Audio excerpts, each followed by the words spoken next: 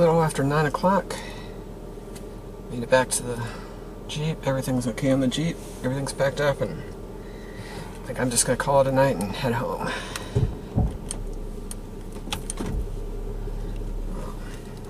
Been a pretty interesting evening.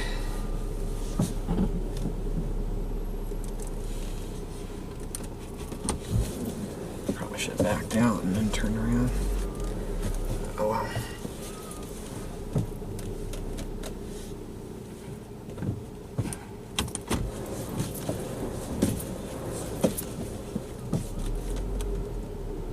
Here we go.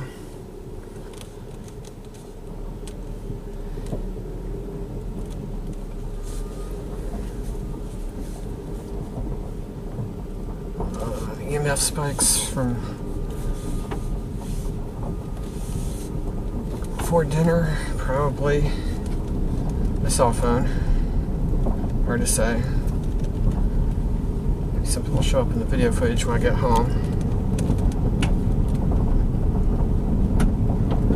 And then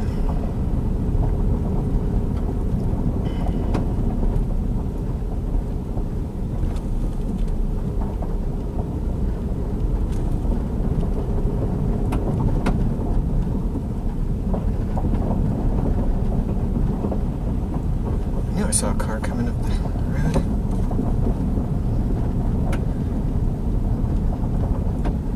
And that was it.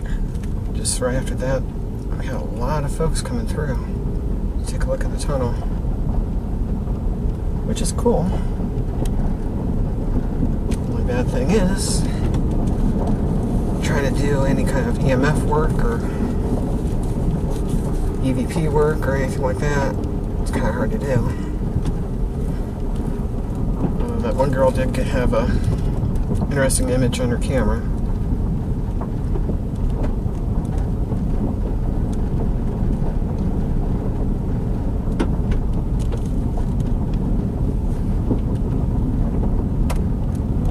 So, gave a few people my business card.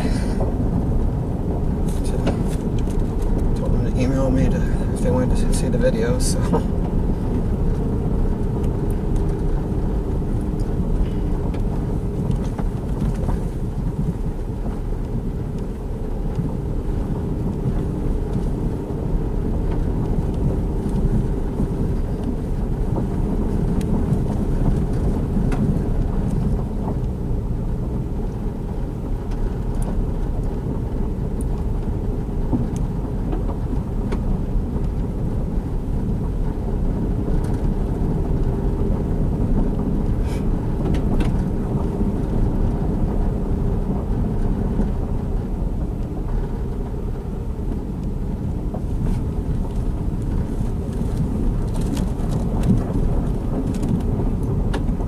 Rain tomorrow, which is a good thing because my Jeep is tan instead of silver gray.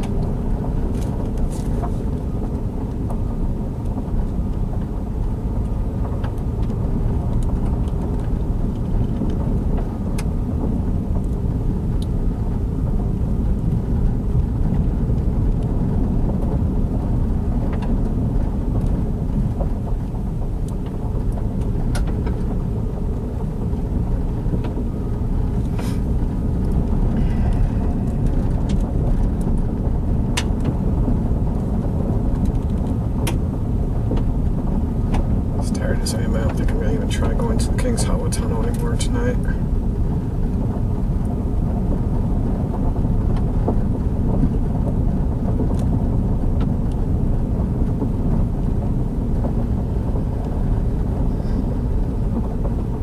With my luck, I'd get attacked by Bigfoot or something. And I wouldn't have my camera recording either, probably, when that happened.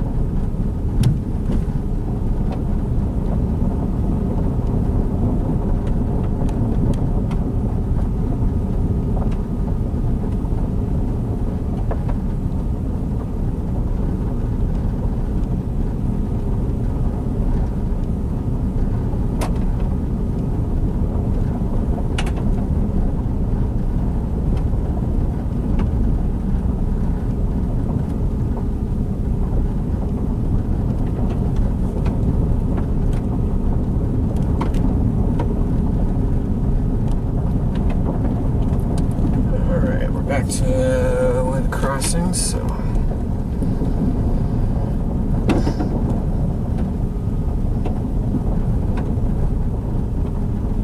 not much further.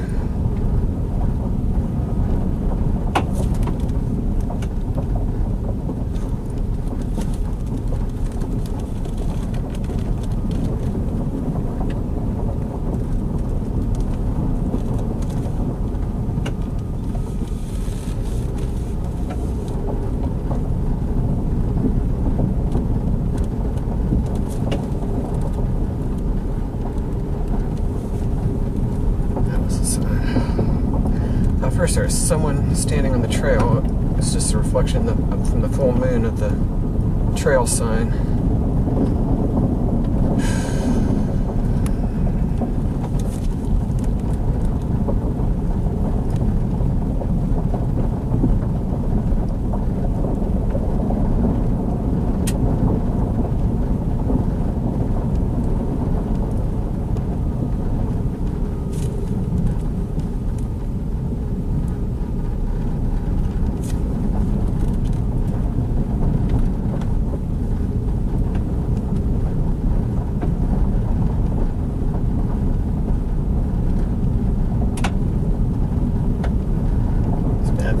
Investigating the paranormal. Sometimes you get something really spectacular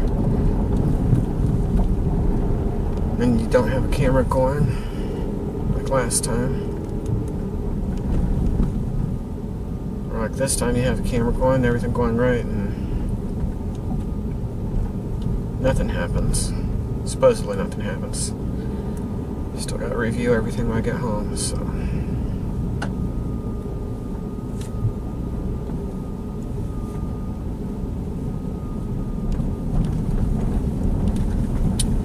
And we're out of the woods.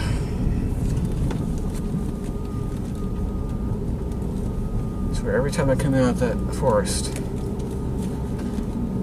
I hear that song from the Wizard of Oz. And they come out of the forest and they see Emerald City in the distance, and you hear the "You're out of the woods, you're out of the woods," or whatever it is.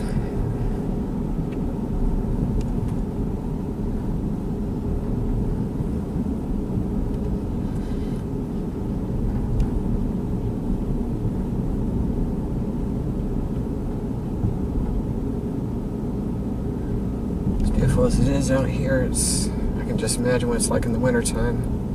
These roads would be the last ones in the county to get plowed.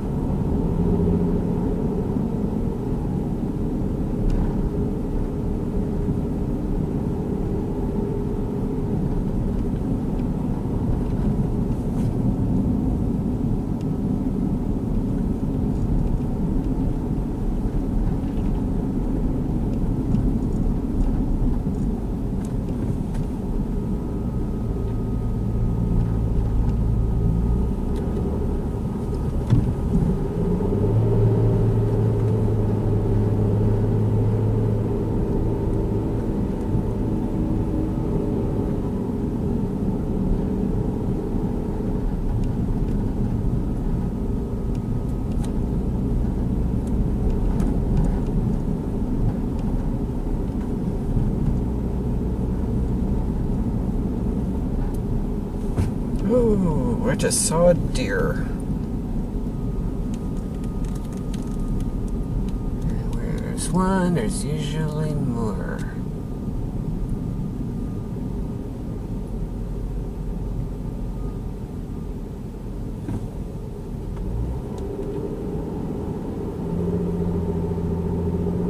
Looked like a doe. Took off as soon as I was coming over the hill.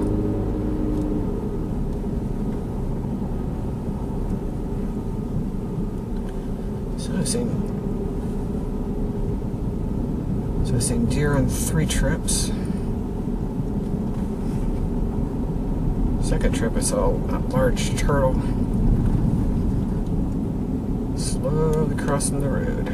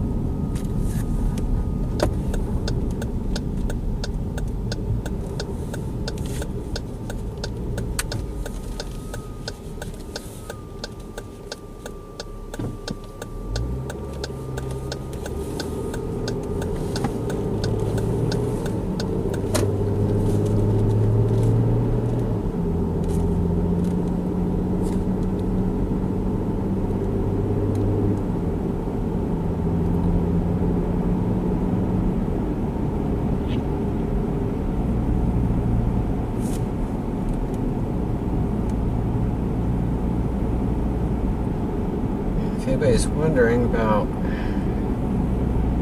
the paranormal experiences I've had before at Moonville,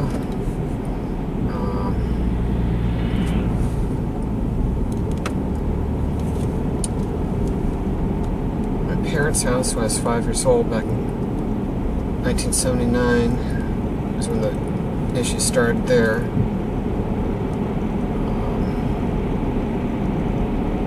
I was primarily the one that was targeted, I guess you could say.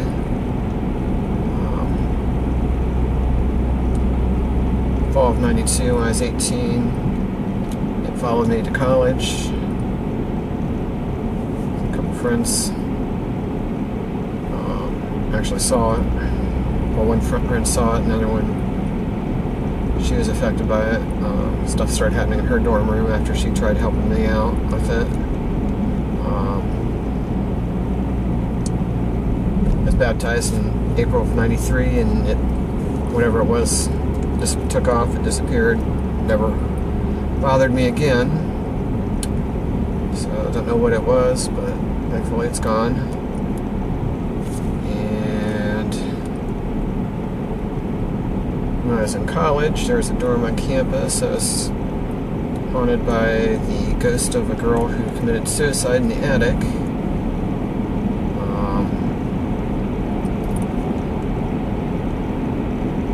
I know a lot of folks in college who had first-hand experiences in the dorm. It wasn't like hearing someone had something happen to him. There's first-hand stuff happening to him. Like one friend of mine, he said that table lamp next to him in the lounge of the dorm, shade fell off the lamp, and then the lamp just shot straight off the table. He didn't stick around to see what was next. But someone else I knew my freshman year, she actually left her dorm room for a few weeks because she and some other girls in the dorm decided to play with the Ouija board, which is a big mistake. And they started seeing shadows in their room at night, and she basically woke up one night, there was a figure standing next to her bed, and she left after that for a few weeks and moved out to my dorm. Staying with a couple friends in their dorm room. So then it was in summer of 2000, I got my job up to Mansfield at a place up there, and our main offices were in a old Victorian mansion that had been converted into offices, and had a new modern extension on the back, and the modern portion of the basement we used for server room, and then our HR office was originally in there. And the other part under the old original portion of the house, we used that for storage, and I'd have to go down there from time to time, and that was the only place in the house that I felt uncomfortable. This is one particular area, and couldn't figure out why, because I just figured it was, you know, because it was an old basement, it's like something out of a horror movie, and so didn't think anything of it. And so it was the spring of 2001, or summer of 2001, I was down there, and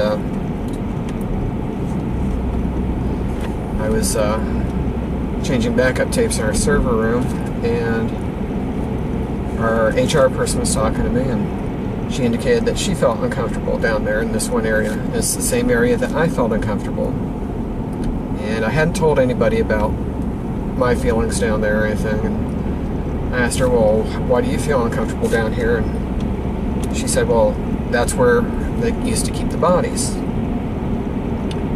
And I was like, what do you mean where they used to keep the bodies? And she's like, well, this used to be a funeral home, and the area I felt uncomfortable in was where they used to embalm the bodies for the funeral services and burial. So, needless to say, if I was alone in the building, I did not go down in the basement ever again. Then, after I left that place in October 2001, moved down to Hilliard, where I'm living now. And well, I got my job in Columbus, and then that following summer and fall, I moved down to Hilliard in September of '02, and never experienced anything out of the ordinary. And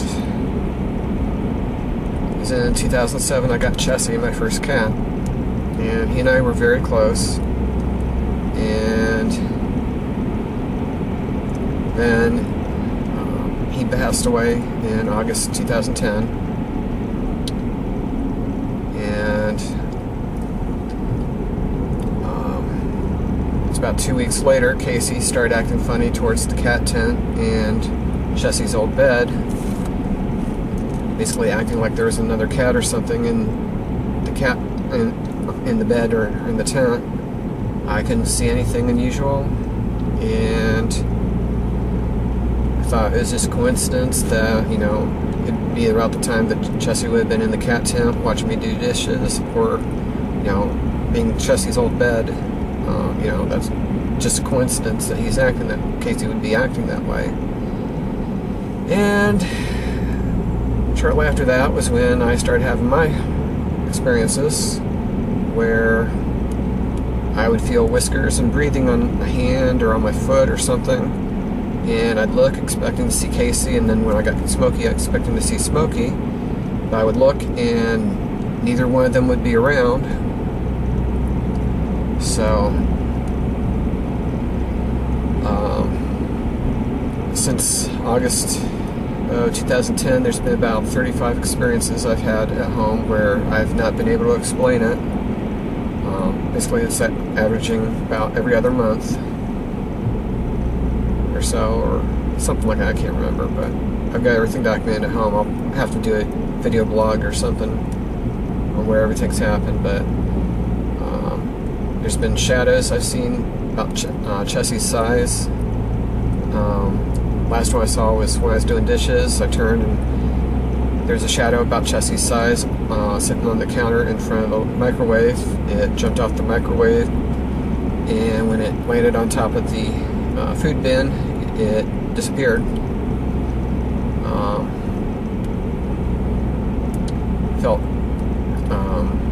There's been times I felt one of the cats rub up against me on the back of my leg or something. I'll turn and look down to see if it's Casey or Smokey. No one there. There's one night, Smokey was in the living room with me. I was watching TV, and I'd seen Casey going into the kitchen, and heard somebody playing with one of the cupboard doors. So I was like, okay, Casey's messing with the cupboard doors. All the cats that I've had, they love playing with the cupboard doors to get attention. And anyways,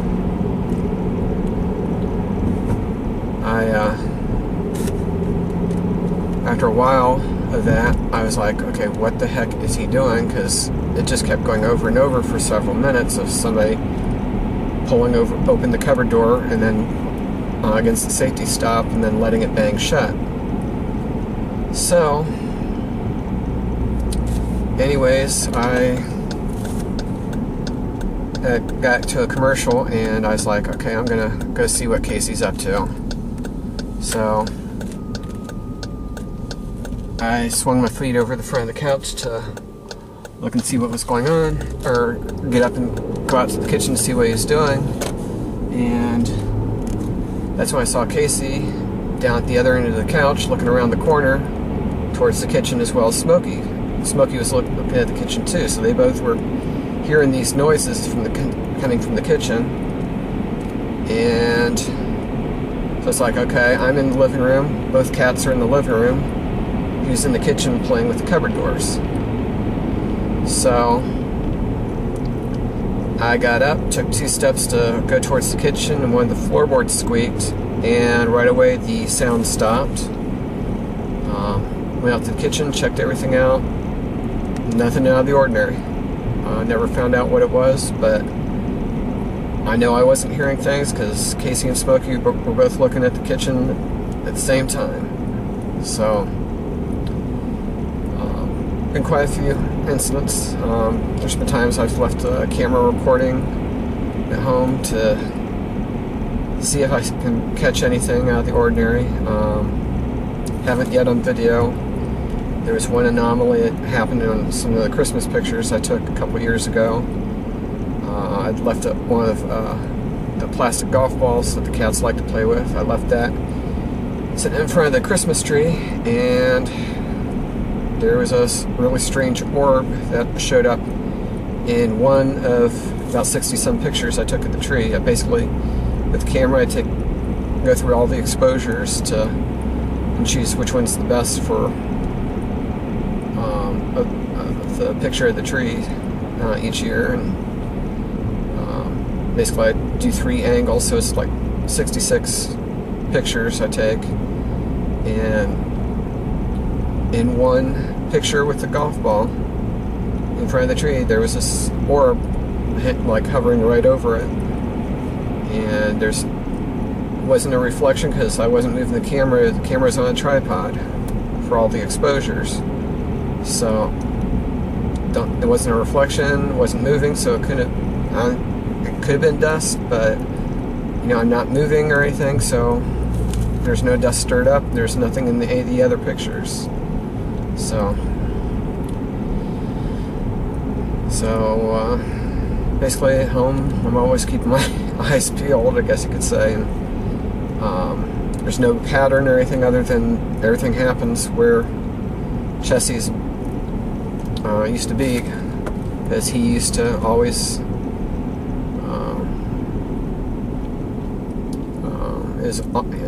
everything's happened in the rooms where Chelsea's always been. Living room, kitchen, downstairs hallway, upstairs bathroom.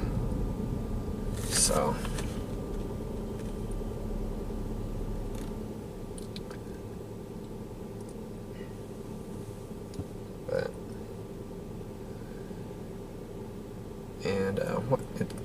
interesting thing about it is it always happens when I'm calm, relaxed, and my mind's actually not even thinking about it. I'm like the incident with the shadow I saw in front of the microwave that jumped off the counter. That night I was listening to my MP3 player through my headphones while doing dishes, and so it was, I was completely relaxed, and the music turned, and there's shadow on the counter. So Can't explain it. As far as why Chessie would be hanging around and home like that instead of moving on to heaven. When he was alive, he was always spooked by strange visitors or anything.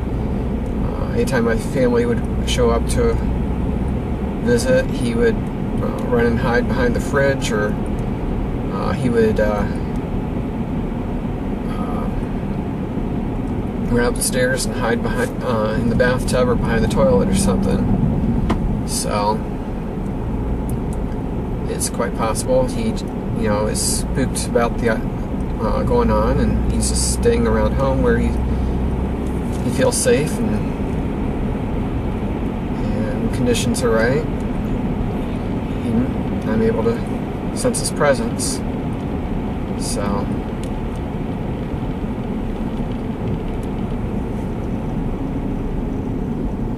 he's got a bonfire going.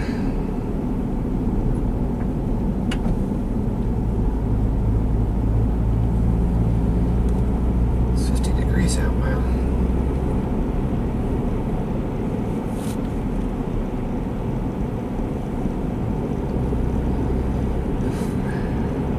But I'm a belief that, there are things that happen that we can't explain in this world.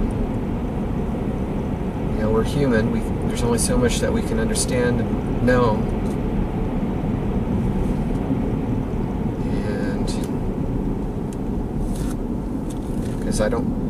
because I believe that, in human form we only have so much capacity to understand what goes on in this world. If we understood everything, it would overload. Or if we knew everything about the way the world works and everything, it'd probably overload our brains, in human form anyway. That's just my opinion, so. I know a lot of folks probably think that's crazy and everything, but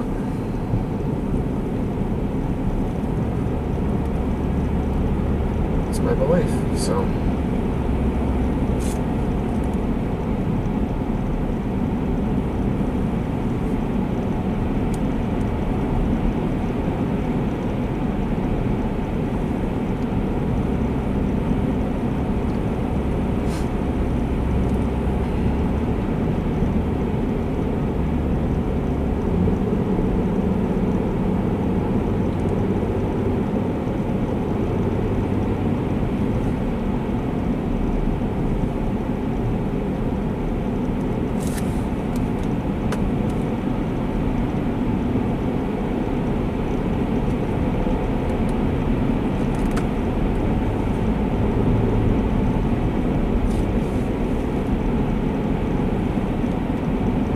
Turnoff's coming up here. Yeah, one of these days I'll have to do a video of all the locations at home where the incidents with Chessie have taken place. Like I said, the only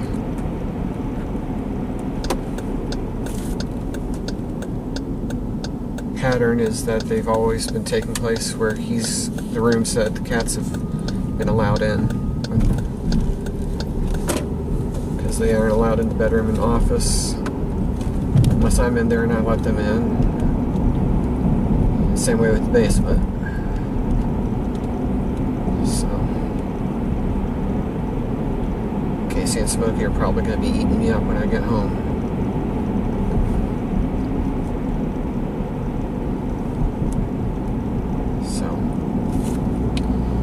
Anyways, we're heading back to the origin of this journey for this trip, so I'm gonna go ahead and sign off. So, thanks for watching, folks. Hope you enjoyed the trip.